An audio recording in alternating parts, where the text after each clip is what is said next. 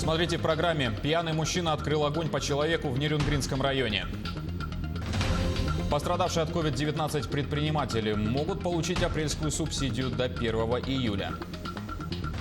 Дальневосточных писателей хотят объединить с помощью специального портала, где будут собраны произведения из разных регионов России.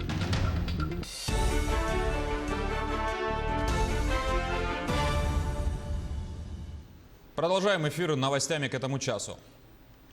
Пьяный мужчина открыл огонь по жителю Нерюнгри. Пострадавший 35-летний гражданин поступил в медицинское учреждение. Следственно-оперативная группа установила 34-летнего нападавшего. Предварительно установлено, что на момент конфликта он находился в состоянии алкогольного опьянения. Проводится проверка. Режим ограничений в Якутии продлен до 1 июля включительно. Далее ситуация будет зависеть от динамики распространения инфекции. Об этом в ходе брифинга заявил глава СН Николаев. Продление произошло по представлению главного санитарного врача республики. Если положительная тенденция по снижению заболеваемости будет сохраняться, то снятие ограничений продолжится. Однако коэффициент распространения заболеваемости все еще остается выше необходимых отметок. Напомню, что за сутки в регионе выявлено 50 человек с коронавирусной инфекцией, при этом количество выздоровевших составило 101. Ограничительные меры по ряду районов продлеваются до 1 июля. Соответственно, мы призываем всех граждан и предпринимателей соблюдать те меры профилактики по недопущению распространения коронавирусной инфекции, в частности в торговых объектах. Согласно рекомендациям Роспотребнадзора и указанию от Министерства промышленности и торговли Российской Федерации, предприниматели вправе не оказывать услуги, то есть не обслуживать покупателей в случае, если со стороны покупателя не соблюдается режим ограничительных мер, в частности масочный режим. Так что мы просим всех покупателей, граждан и отнестись с пониманием к данной ситуации и соблюдать режим, масочный режим в общественных местах, в частности в торговых объектах, и отнестись с пониманием в случае, если вам будет отказано в обслуживании ввиду того, что у вас нету маски. Срок подачи заявления на субсидию за апрель пострадавшим от COVID-19 предпринимателям продлен до 1 июля. Для оформления заявки организации и индивидуальные предприниматели могут воспользоваться специальной формой на сайте ФНС России.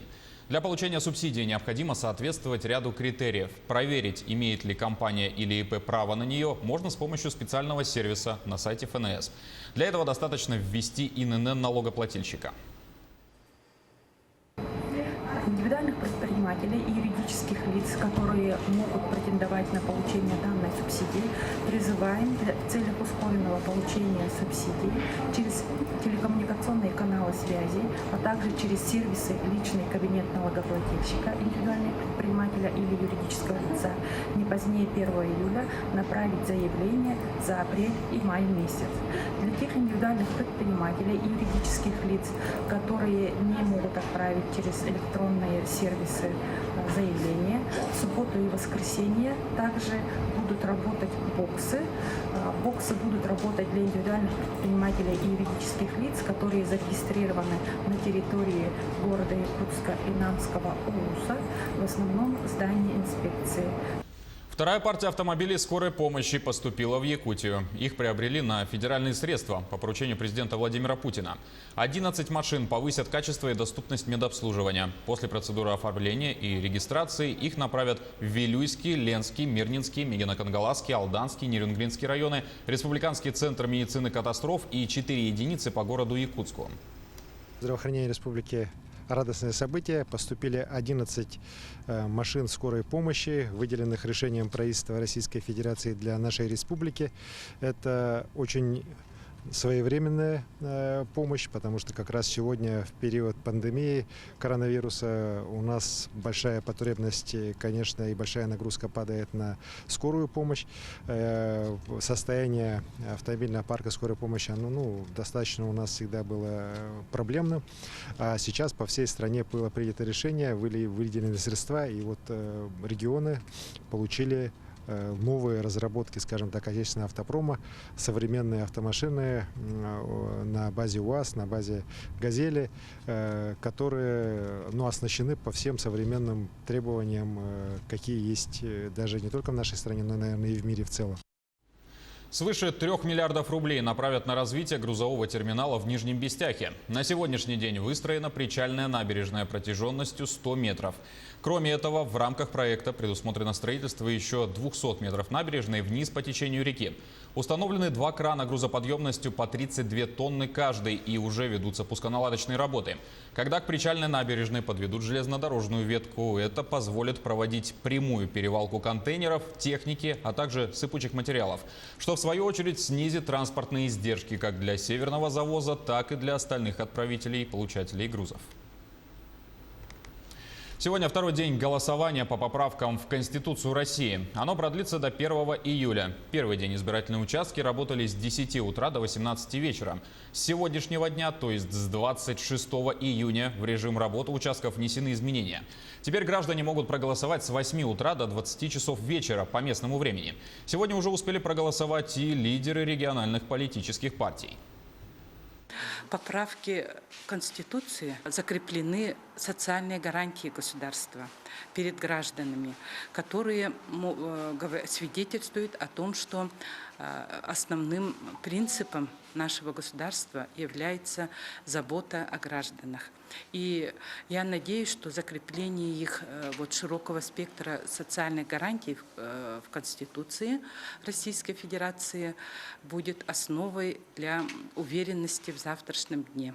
Более 20 поправок, которые были предложены во всех поправках Конституции, это поправки от нашей партии. Естественно, мы не можем то, что мы предлагали, от этого отказаться. И мы полностью 100% поддерживаем. Потому что это поддерживает наш народ, будущее наших детей, наших родителей.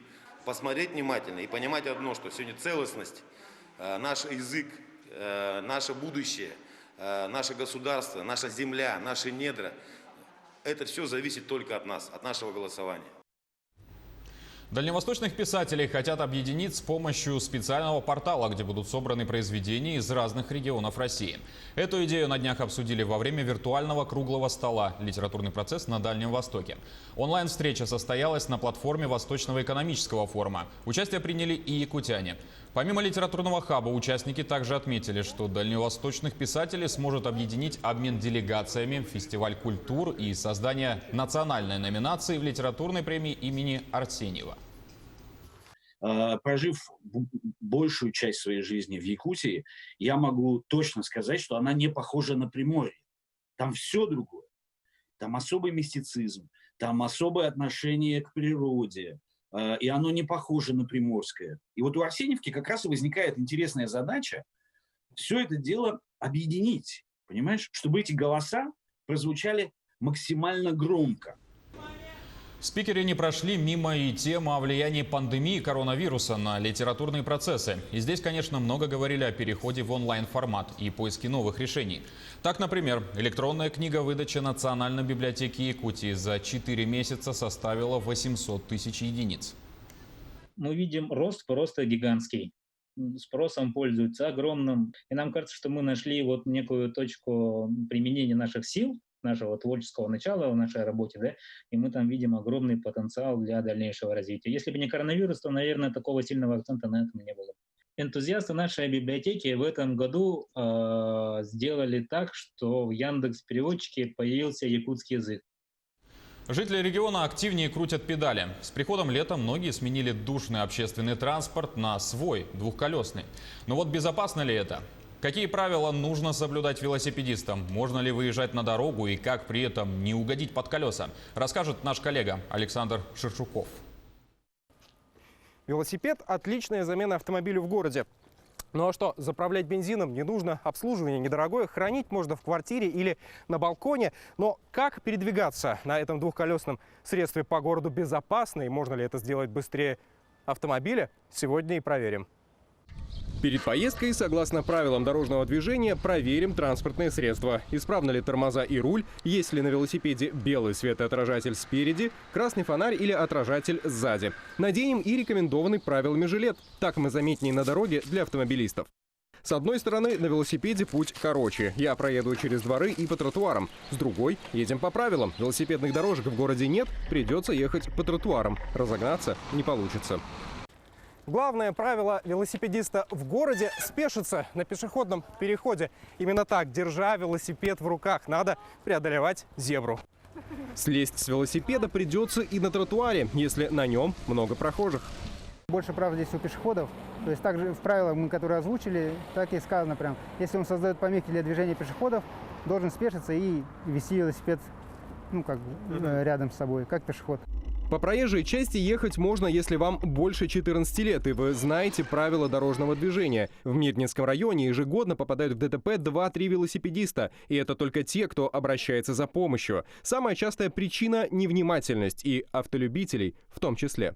С водителями, если по дорогам ездить, где-то 70% видит, а 30% они на машине, они главные на дороге, получается, по их мнению. Хотя я такой же участник движения, равноправный.